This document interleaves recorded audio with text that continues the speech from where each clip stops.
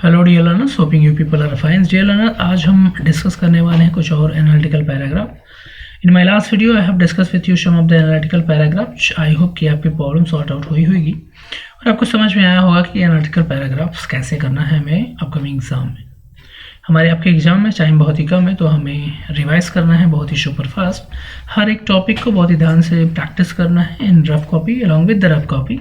Don't try to do it, don't try to cram it, because ये cram करने का विषय नहीं है। आपको इसको समझना है because analytical paragraph can be given on any topic and you have to attempt in then and there in the exam. तो आप इसको रट नहीं सकते, आप इसको क्रैम नहीं कर सकते। आपको समझना होगा वो टिप्स एंड ट्रिक्स कि आपको लिखना कैसे है। अगर आपने मेरी प्रीवियस वीडियो को नहीं देखा तो please do go and see. I have told you already many thing related analytical paragraph जो आपको जरूर हेल्प करेगी आपको एग्जाम में अच्छा स्कोर करने में और इस क्वेश्चन को अटेम्प्ट करने में। चलिए तो कुछ और एनालिटिकल पैराग्राफ को देखते हैं और डिस्कस करते हैं, कुछ और टाइप जो आपके एग्जाम में पूछा जा सकता है।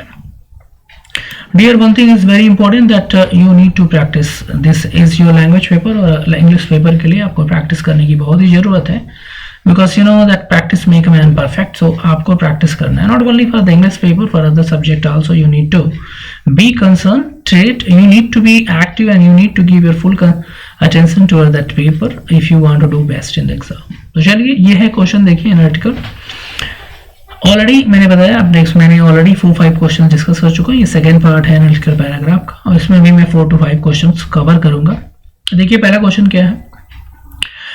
दिस क्वेश्चन, द डेटा, ये क्या है डेटा, आप मुझे देखकर बताएं कमेंट सेक्शन में, मैं रीड कर रहा हूँ। The data given here shows the population of tiger in the different state in India. Right an analytical paragraph in 100 to 120 word. Analytical paragraph का जो क्वेश्चन है वो 100 to 120 वर्ड्स में अटेम्प्ट किया जाता है। मैंने आपको बताया कि एनालिटिकल पैराग्राफ को अटेम्प्ट करने से पहले जो भी ग्राफ, जो भी डाटा आपको प्रोवाइड किया जा रहा है इन द पेपर, आप उसकी एक थरो स्टडी करें, उसको थरो रीड करें, ठीक है, और फिर इसको समझने की कोशिश करें ये डाटा है किस चीज के विषय में। आपको बाहर से कुछ अटेम्प्ट नहीं करना है, आपको कुछ भी एक्स्ट्रा चीजें नहीं, अपने तरफ से कोई भी डाटा डालने की जरूरत नहीं, सब कुछ है यहीं पे। बस आपको इस जो डेटा, जो इन्फॉर्मेशन दी गई उसको एक पैराग्राफ फॉर्म में प्रॉपर तरीके से लिख देना है in correct tense, in proper way, ठीक है, क्लियर। अब देखिए ये क्या है, ये टाइगर की ग्रोथ, एक डाटा है जो दिखा रहा है टाइगर की number of population in different state. देखिए क्या लिखा है, India is home to 2967 tiger. हम कितने हैं, 967 टाइगर्स हैं। तो टोटल नंबर, अब इसको आप रीड कर लीजिए, इससे आपको इन्फॉर्मेशन मिल जाएगी। ये इन्फॉर्मेशन आपको हेल्प करेगी लिखने में। मैं फॉर योर काइंड इन्फॉर्मेशन मैं आपको बता दूं, जब आप इसका जो आंसर अटेम्प्ट करेंगे तो सबसे पहले आप एक इसको सुटेबल टाइटल दे देंगे। अपने एनालिटिकल पैराग्राफ के आंसर को आप एक अच्छा सा टाइटल दे देंगे अकॉर्डिंग टू दिस, ठीक है, राइट। जैसा को जो क्वेश्चन है आप वही क्वेश्चन, आपको अगर दिमाग में ये डाउट आ रहा है ये कहाँ से टाइटल सर्च करें, तो यहीं पे दिया है population of tiger in India और population of tiger in different state of India, ये भी हो सकता है आपका टाइटल, ठीक है। देखिए क्या लिखा है, the total number of tiger in Indian state. अब ऐसा नहीं कि आपने इसको देखा टोटल नंबर ऑफ टाइगर और आप अपने से ही कहानी बनाना शुरू कर दिए कि मैंने एक टाइगर देखा था। Don't do like this. यहाँ पे आपकी कोई भी फेक कहानी काम नहीं करेगी because teacher are having in the exam, दो जो examiner they are having answer key, और उस आंसर की से आपका आंसर अगर मैच नहीं कर रहा तो आपको देंगे बड़ा वाला लड्डू। तो I don't want that you want that laddu on your answer sheet. हमें लड्डू चाहिए लेकिन रियल वाला, वो आंसर सीट पे मार्क की जगह लड्डू नहीं चाहिए, राइट। तो आप जो डाटा दिया गया उसे ही पिक करें, ठीक है। देखिए क्या लिखा है, total number of tiger in India stand at 2967 और more than 70% of the world of the wild tigers that inhabit in the world, ठीक है। 70% हमारे यहाँ है, ठीक है, ऐसा बता रहा है according to the all Indian tiger estimation report for 2010 की रिपोर्ट के अकॉर्डिंग 70% हमारे यहाँ। चलिए देखिए Indian tiger state, Indian tiger के बारे में 2010 में India and 12 other countries sign agreement, एक एग्रीमेंट बना था, ये दिया है। देखो 2006 में कितने थे, 1411, फिर बढ़ना शुरू हुआ 2010 में 1700 हो गया, फिर 2226 हो गया 2014 में, 2967 हो गया 2018 में। उत्तराखंड में कितने हैं, 442, मध्य प्रदेश में 522, महाराष्ट्र में 312 और केरला में है 190, तमिलनाडु में ये, और यहाँ पे टाइगर पॉपुलेशन दिया हुआ है। अब आप क्या करेंगे, अब आप इस इंफॉर्मेशन को एक पैराग्राफ में कन्वर्ट कर देंगे। आप क्या लिखेंगे, टाइगर पॉपुलेशन इन इंडिया, मैंने बताया आपका टाइगर कुछ भी हो सकता है, बट इस ग्राफ पे बेस्ड, कुछ भी का मतलब ये मत समझ लेना कुछ लिख देना है। The title should connected to your graph the data information जो दिया हुआ है। अब देखिए टाइगर पॉपुलेशन इन इंडिया, ठीक है, सही है इसके लिए। अब यहाँ पे आ जाइए, देखिए India has recorded rapid growth. अब इससे यही लग रहा है ना ग्रोथ हो रही है, तो स्टार्ट कर सकते हो आप ऐसे।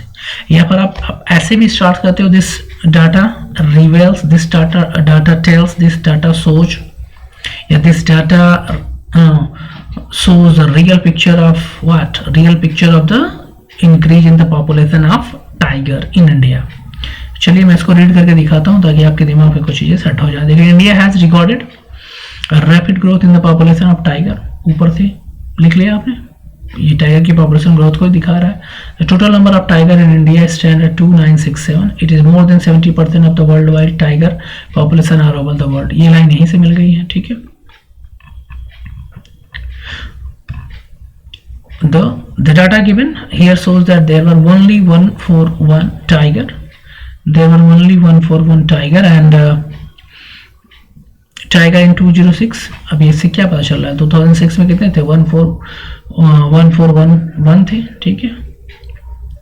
उसके बाद क्या देखा, 2010 में 1700 प्लस हो गया, 1706 हो गया, फिर 2014 में इंक्रीज। तो इस बात को आप यहाँ पे लिखते चले जाइए। This figure increased rapidly and reached at the 296 in 2018. When we see the tiger population state-wise, अब state-wise भी आप मेंशन कर सकते हैं, ठीक है, state-wise, Madhya Pradesh reported this is. तो आई होप कि आपको समझ में आ गया होगा कैसे करना है। तो एनालिटिकल पैराग्राफ को लिखना बहुत ही आसान है, बस आपको लिखने की स्किल आनी चाहिए। अब लिखने की स्किल आपको कोई नहीं सिखा सकता क्योंकि you are in class 10th, you have to learn it, right. अब चलिए आज लिखने और समझने की स्किल आप में है, अब आप उसको यूज करें क्योंकि अपने ब्रेन को आप और ही बहुत जगह यूज करते हैं। तो आई थिंक जब आप बहुत सारी एक्टिविटीज़ को कर सकते हो तो ये भी कर सकते हो। तो फोकस करिए, समझ में आएगा।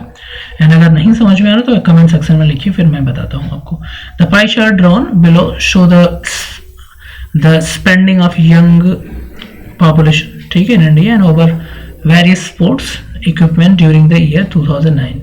Analysis the given data and write the paragraph in 100 to 120. ये क्या दिखा रहा है, इंडिया में पॉपुलर स्पोर्ट्स के बारे में दिखा रहा है, कितने परसेंट स्पोर्ट्स, कितने परसेंट लोगों ने किस स्पोर्ट को कितना प्रेफरेंस दिया है। देखिए क्या लिखा रहा है, cricket 25%, other 10%, golf 12.5%, basket 12.5%, football 15%, hockey 15%, cricket में सबसे ज़्यादा है। तो popular sport in India can be suitable title for this pie chart, for this data, ठीक है। पॉपुलर स्पोर्ट इन इंडिया, देखो it is evident from the pie chart या this pie chart shows, ऐसे भी लिख सकते हैं, that maximum number of the youth in India spend their money on buying cricket related sports equipment. ये equipment का है कि कौन से गेम्स का कितना इक्विपमेंट लोग परचेज कर रहे हैं, ठीक है। तो क्रिकेट का ज़्यादा है, बैट बॉल पैड ये सारे लोग ज़्यादा खरीदते हैं, ठीक है। टेनिस का 10% है, football 15%, right. It is no surprise that as we Indians love the sport so much as 20% of our Indian population bought cricket equipment. 25% cricket पसंद करते हैं। When it comes to hockey and football the number goes down 15%, ठीक है। Youth went out buying equipment related to the sport which 10%, ठीक है, less than cricket. तो इस तरीके से आप इसको भी लिखते चले जाएंगे। मैंने आपको बताया है ट्रिक, आप जो हाईएस्ट परसेंटेज है उससे शुरू करें और लोएस्ट की तरफ जाएं या फिर लोएस्ट से हाईएस्ट की तरफ जाएं। ये आपकी पैराग्राफ को एक फ्लो देगा, ठीक है।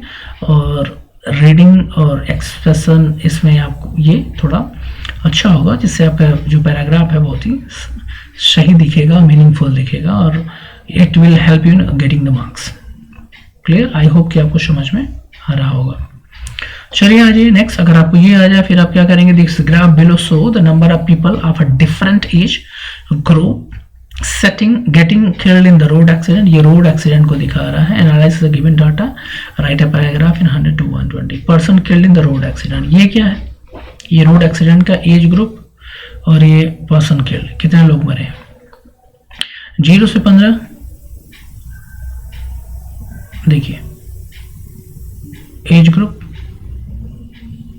ये अलग अलग है एक्सीडेंट का। अब ये देखिए क्या क्या दिखा रहा है। पेडिस्ट्रियन का मतलब क्या होता है, जो पैदल चलते हैं। तो पेडिस्ट्रियन कौन है, ये जहाँ पे ट्रायंगल बना है, ये ट्रायंगल वाला है, तो ये पैदल चलने वालों की संख्या को दिखा रहा है। 600 लोग मरे हैं। बस एंड कार में जहाँ पे स्क्वायर बना हुआ है, इसको अब ये भी एक पॉइंट है कि आपको ये बात समझ में आनी चाहिए। ऐसा नहीं कि आपने इसको ध्यान नहीं दिया और अब फिर आपको एक्सप्रेस सही तरीके से नहीं कर पाएंगे। अब जो स्क्वायर दिखा रहा है ये बस और ट्रक कार वाले एक्सीडेंट को दिखा रहा है, और जो पॉइंट है मोटर बाइक, ये बाइक वालों की संख्या। ठीक है, देखो 0 से 15, 16 to 25 ये एज ग्रुप है, कितने से कितने ग्रुप के लोग हैं। ठीक है, अब इसका आंसर आप कैसे लिखेंगे, same thing, person killed in road accident और road accident death in India, आप ऐसे भी कर सकते हैं, ये भी उठा के डाल सकते हैं अगर कुछ नहीं आ रहा तो। ठीक है, देखो क्या है, अब लिखोगे कैसे भाई। द लाइन ग्राफ इलस्ट्रेट मतलब एक्सप्लेन करना, या सोच भी कर सकते हैं, लिख सकते हैं। The number of person of different age group getting killed in the road accident. ठीक है, रोड एक्सीडेंट मरने वालों को दिखा रहा है। It is evident from the graph that maximum number of people who are killed in road accidents are pedestrian. सबसे ज्यादा किससे मरे हैं, 600 लोग मरे हैं। और ये कौन थे, ये पैदल चलने वाले थे। ठीक है, जिनको आपने अपनी बाइक से और कार से उड़ाया है। ठीक है, वो है। It is evident from the graph that maximum number of people who are killed in the road accident are pedestrian.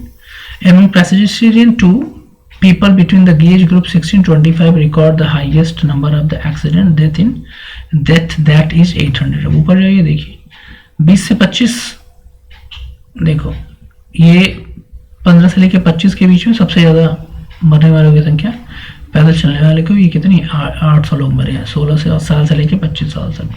ठीक है, अब ये बात आप तभी लिख पाएंगे ना जब आपको इसको ये समझ में आए। तो इसलिए इसको समझना बहुत ही जरूरी है कि क्या कह रहा है, तभी आप कनेक्ट कर पाएंगे और इन बातों को एक्सप्रेस कर पाएंगे। वैसे नहीं तो आपको दिखेगा कि क्या लिखें, नहीं तो आपके दिमाग में क्वेश्चन मार्क ही बनेगा कि लिखें क्या, समझ में नहीं आ रहा है। तो इस ग्राफ को, इस इंफॉर्मेशन को समझना बहुत ही जरूरी, तभी आप कनेक्ट कर पाएंगे। And that's why I'm explaining you. Coincidentally, this age group recorded the maximum number of motorbikes death in the road accident too, which is 1/4 of the pedestrian death. ठीक है, अब मोटर बाइक देखिए 200 लोग मरे हैं। Motor bike square वाला है, देखिए 400 मोटर बाइक्स ये है नीचे वाला थर्ड वाला, इसमें कितने मरे हैं लोग, 200 लोग मरे हैं अप्रॉक्स। ठीक है, whereas maximum number of the young people population between 26 to 35 year using bus, car and mode of the transport get caught in the road accident and die. और 26 से 30 वाले में अगर आप देखोगे बसों की संख्या कितनी है, ये है 500 लोग मरे हैं इसमें 26 से 30 वाले। तो इस तरह से आप अपने एनालिटिकल पैराग्राफ को प्रिपेयर करेंगे और लिखेंगे। ठीक है, आप चाहें तो इसको स्क्रीनशॉट ले लें और इसी क्वेश्चन का आंसर को अटेम्प्ट करें। उसके बाद जो मैं आंसर आपको दिखा रहा हूँ उसे मैच करें और देखिए क्या वेरिएशन आ रहा है, कितना सही आप लिख पा रहे हैं। अगला देखिए पाई चार्ट क्या था, पाई chart given so the monthly expenses on various heads and saving of the family. ये फैमिली की सेविंग और एक्सपेंसेस को दिखा रहा है, एनालिसिस द चार्ट। अब देखिए फूड पे 90%, रेंट पे 54%, education 27%, entertainment 13%, transport 14%, clothing 18%, miscellaneous और बहुत सारे काम। मिसलेनियस का मतलब होता है बहुत सारी चीज़ें होती हैं। ठीक है, और सेविंग जैसे कभी कभी आप चॉकलेट खा लेते हैं, कभी पार्टी करते हैं, कभी केक खा लेते हैं, वो मिसलेनियस है। फूड और ये तो फिक्स है, इसका कुछ होने वाला नहीं है, तो होना ही है। कुछ मिसलेनियस होते हैं, ठीक है, वही है ये। अब देखिए expenses and saving of Mr Roy, यहाँ पे नाम दिया है किसी का, हाँ दिया है मिस्टर रॉय, तो आप लिख सकते हैं Mr Roy's families. Expenses of Mr Roy family भी लिख सकते हैं, expenses and saving of Mr Roy family. The pie chart given here shows us the expenses and the saving of Mr. Roy family quite graphically. ठीक है, we can clearly make out that major part of his earnings are saved for future. अब देखिए saving है 108% save कर ले रहे हैं, तो बहुत ज़्यादा सेव कर लेना, तो आप लिख सकते हैं। मैंने आपको बताया ट्रिक, आप परसेंटेज जो जिस चीज़ का ज़्यादा है वहाँ से शुरू करिए और स्लोली नीचे तक आ जाइए। या आप रिवर्स ऑर्डर भी जा सकते हैं, लोवेस्ट से हाईएस्ट चाहिए या हाईएस्ट से लोवेस्ट चाहिए, ये 2 ट्रिक है, इसको अडॉप्ट करें, आप बहुत अच्छा लिख पाएंगे। तो 3 पॉइंट आपको रिमेंबर करना है कि अपने एनालिटिकल पैराग्राफ को हेडिंग देनी है, उसको ऑब्जर्व करना है और हाईएस्ट परसेंटेज से लेके लोवेस्ट तक जाना है या लोवेस्ट से लेके हाईएस्ट तक आना है। ठीक है, बात समझ में आ रही है? आई होप कि आपको समझ में आ रहा होगा। आप इसका स्क्रीनशॉट ले लें और आपको इस क्वेश्चन को अटेम्प्ट करने में काफ़ी इजी होगा। देखो, after studying the pie chart क्या होगा, Mister Roy pay lot of attention to the education में कितना खर्चा कर रहे हैं 27%, रेंट पे कितना दे रहे हैं 54%। तो ये सारी बातें आप लिख सकते हैं बहुत ही आसानी से। Clear? I hope it is clear. अब ये देख लीजिए, एक और आपको दिखा, the pie chart given here is showing the major cause of the air pollution. Air pollution पे है, ठीक है, in metropolitan cities in India. Analysis the data carefully, write an analytical paragraph in 100 to 120 word. बहुत ही आसान है इसको करना। ये पॉल्यूशन के बारे में दिखा रहा है मेट्रोपॉलिटन सिटी में, तो सीधा हो जाएगा pollution condition in metropolitan city. यहीं से उठा लीजिए पॉइंट और देखिए क्या दिखा रहा है, 20%। यहाँ पे इसको भी देख लेंगे, ठीक है। वेस्ट बर्निंग से कितना हो रहा है 20%, ठीक। कंस्ट्रक्शन से कितना हो रहा है, कंस्ट्रक्शन वाला पार्ट ये है 10%। और व्हीकल ये है, ये जो लाइन है ये व्हीकल दिखा रहा है, 50% पॉल्यूशन कार व्हीकल से हो रहा है, ठीक है। जितने सड़क पे मूविंग व्हीकल है उनसे हो रहा है। और इंडस्ट्री का कमाल ये है 20%। तो अब आपने इसको देखा, ये पॉल्यूशन को दिखाना है, आपको लिख देना है air pollution in the metropolitan city in India, ठीक है। अब शुरू हो जाइए। Air pollution is emerging as a global problem. आप स्टार्ट ऐसे कर सकते हैं और डायरेक्ट भी स्टार्ट कर सकते हैं, ठीक है। The pie chart, the graph, the data shows the air pollution increasing in the metropolitan city and the highest percentage of pollution is being done through the industry. सबसे ज़्यादा पॉल्यूशन कौन कर रहा है? Industry, right.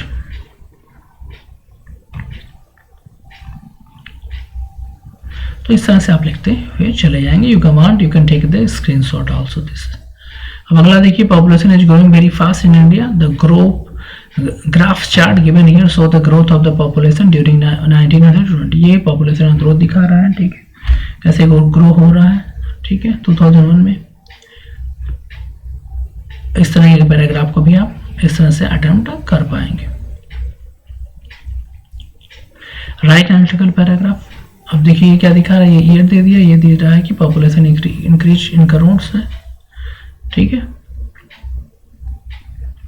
देखिए मैं read करके explain करता हूँ। देखिए, India is highly populated country, ये आप लिखें, ठीक है। नहीं लिखेंगे तब भी सही, आप सीधा ही स्टार्ट कर सकते हैं।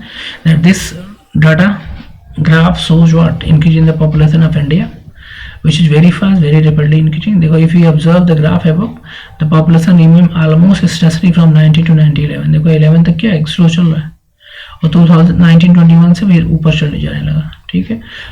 अब यही पॉइंट आपको समझने की जरूरत है कि ग्राफ को आपने समझ लिया तो आप उसको लिख पाएंगे। A little growth is visible in the next decades, ठीक है। एंड देखो, it reach near about 25 crore, यहाँ पे थोड़ा सा ऊपर हुआ 1921 में। And the graph show that up two point A and that 1921 the growth in the population and was almost stable. We all know that our country was facing so many problems during this period and we were struggling for our independence during this period. यहाँ पे आप ये बात add कर सकते हैं। अगर आपके दिमाग पे आ रही नहीं आ रही तो कोई ज़रूरत नहीं है, आप इसे भी स्टिक करें। During the period 1921-1961 that is point A and B, ठीक है, A और B। इस समय हमारा स्ट्रगल टाइम था। आप अगर ये बात उस समय आपको याद आती है तो ठीक है, नहीं याद आती कोई दिक्कत नहीं, आप यही लिखें जो ये शो कर रहा है।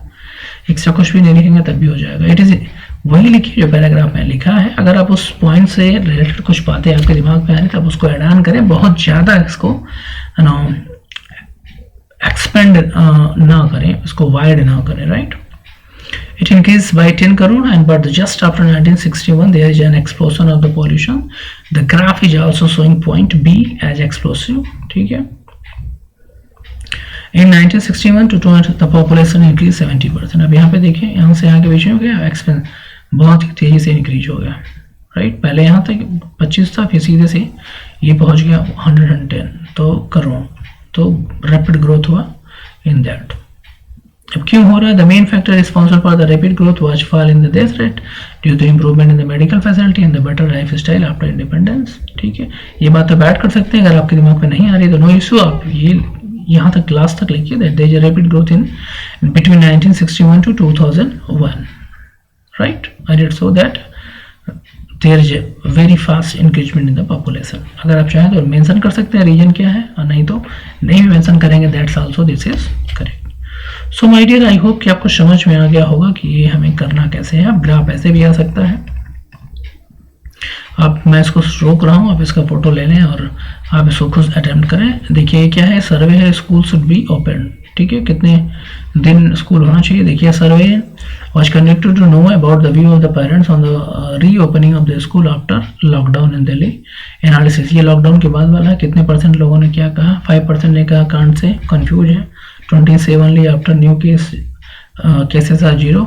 ठीक है, 8% से the school should be open for all classes, 28%। तो ये वही है कोविड के बाद वाली सिचुएशन, इससे आप बहुत ही अच्छी तरह परिचित है। तो अगर ये आ जाता है तो आप इसको देख के लिख सकते हैं। ठीक है, बहुत आसान है। If you want to take screenshot, आप इसका स्क्रीनशॉट ले लीजिए, दिस इज आंसर, बट इसको आप खुद से अटेम्प्ट करें, उसके बाद आंसर को मैच करें और आप देखिए क्या वेरिएशन है, क्या चीज़ें आप छोड़ दे रहे हैं जो इससे रिलेटेड है। इसमें जो पॉइंट दिया हुआ उसको आप न मिस करें, वो सारी बातें आप लिखें, आपका आंसर 100% करेक्ट हो जाएगा। क्लियर? सो रिमाइंडिंग वंस अगेन, देखिए एनालिटिकल पैराग्राफ में 3 चीज़ों को याद रखिए। नंबर 1, आपको एनालिटिकल पैराग्राफ को देना है एक टाइटल अच्छा वाला जो उस टॉपिक से रिलेटेड हो। नंबर 2, आप जो एनालिटिकल जो भी पैराग्राफ, जो भी इंफॉर्मेशन, जो भी डाटा आपको दिया जा रहा है, उसमें जो इन्फॉर्मेशन दी गई आप उसको यूज करिए।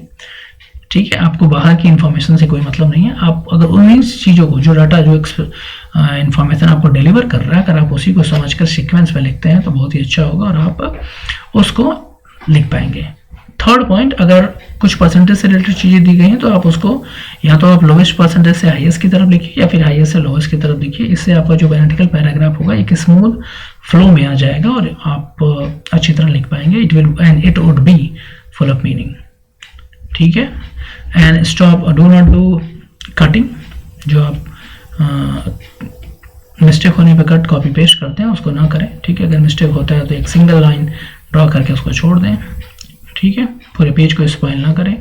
Keep a few line gap after every answer. ठीक है, अगर आपका आंसर कंप्लीट हो जाता है तो उसके बाद इमीडिएटली अपना नेक्स्ट आंसर ना स्टार्ट करें। आप you can give 4-5 line gap और you can turn the pages also, because in the board copy which will be provided to you in the board exam, वो बहुत ही उसमें बहुत सारे सो मेनी पेजेज होते हैं जो बच जाते हैं। तो आप चाहें तो आप you can write your one answer on 1 page. You have lots of page, use करिए और अच्छे तरीके से लिखिए विदाउट हॉच पॉच।